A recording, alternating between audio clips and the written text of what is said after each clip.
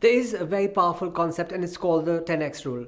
Now, normally when people are using the 10x rule, they're trying to say that it means 10xing your business, 10xing your life. Yes, it does mean all those things, but there is more to the 10x rule than meets the eye or what you've actually heard. So I want you to do an exercise for me. For a second, just close your eyes. Just close your eyes close your eyes. I see you. Close your eyes and think about that one thing that you really want in your life. That one thing that you really want, that one thing that will make you really happy. Could be a goal, could be anything that you really want to achieve.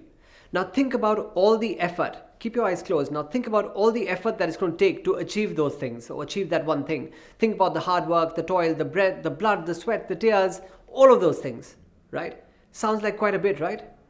Open your eyes.